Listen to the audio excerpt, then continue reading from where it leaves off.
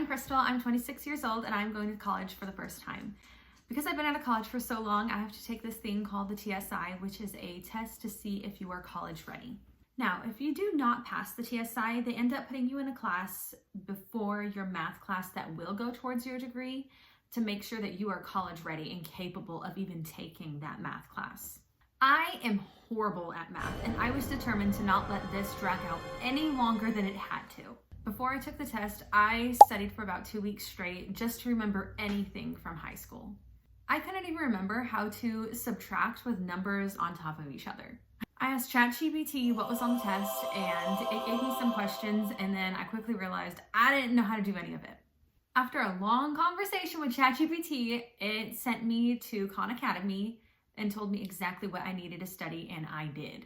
After 2 weeks of studying, I went in and I was only 1 point off of passing. So I took it again, and I was again 1 point off of passing. I left after the second attempt, and I studied until the very last day that I had before I was forced into this college ready class. And I failed again, and then I failed again. And then I passed. Yay! After the 5th try, I had passed. The crazy thing was, each time I had taken the test, I was always just 1 point away from passing. With all of that being said, I am going to show you after an entire month of studying how I passed the TSI with the help of Khan Academy, ChatGPT, and the practice TSI tests. The first thing I did was go straight to ChatGPT and I asked it what was on the TSI test, and it just gave me an exact list of topics. And when I asked it for practice questions, that's when reality hit and I realized I don't know how to do any of this. Not even the easy ones. That's when I realized this wasn't just going to be a quick review. I needed to relearn everything from the ground up. What helped the most with ChatGPT is that it didn't just tell me what I didn't know, it told me why I was also getting it wrong. For example, how to add fractions instead of just fractions. I would have it teach me step by step instead of just throwing everything at me and working out the problem itself. I would work it with ChatGPT, like a teacher holding my hand.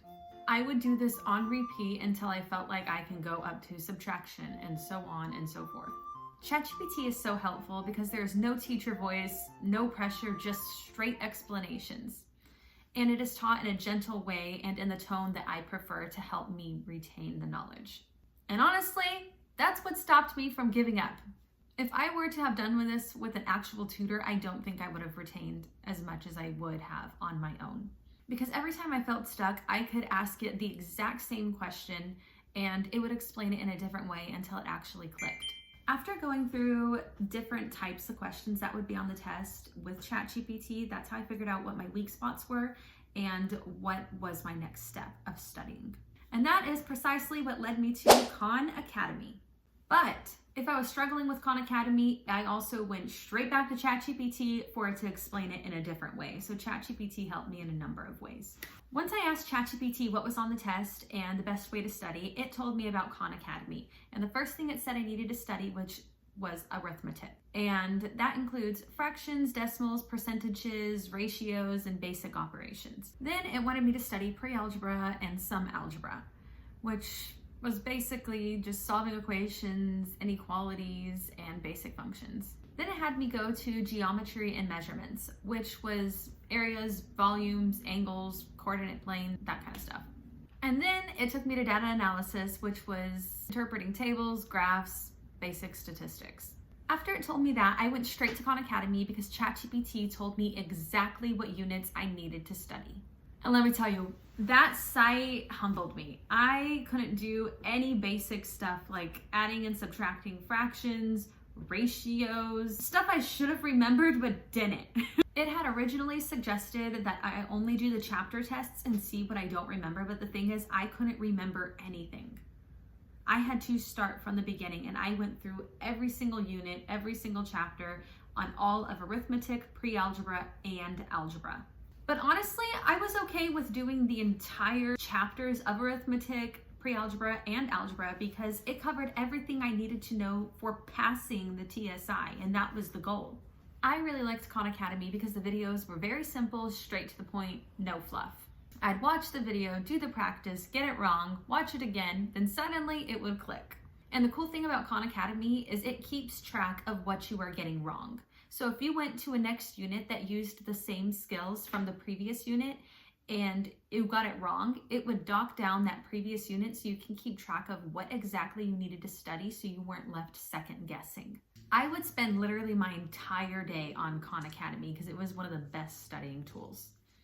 Once I believe I had the concept down, I would go to ChatGPT and to ask me the exact same thing that I was learning on Khan Academy to ensure that if the TSI asked it in multiple different ways of the same question, I knew how to answer it. Finally, the third way I studied for this TSI. The last thing that made the biggest difference was the official TSI practice test. Because studying is one thing, but taking the test is a whole different experience. The practice test showed me what I could realistically expect. The first time I looked over this practice test, I could realistically probably only get 3 right. But it did show me exactly what categories I was weakest in. So I would go back to Khan Academy and ChatGPT hand in hand to study those topics. Once I thought I had it down, I went back to the practice test and took it. The answers I didn't get, I would bring to ChatGPT and have it give me different versions of the same question.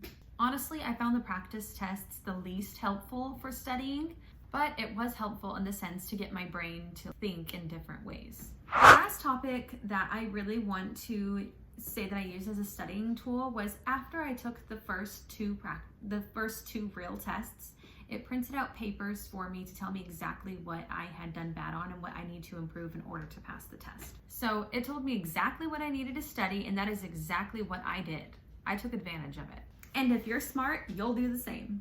I took the exact topics that it told me I was doing bad in. I went straight to Khan Academy and I did those topics and I studied hard because I was running out of time. I had 2 weeks left until I had to pass the test. Otherwise, I would be forced into the not college ready classes. After taking the real tests, I had more insight on what to expect for whenever I went back for that second round.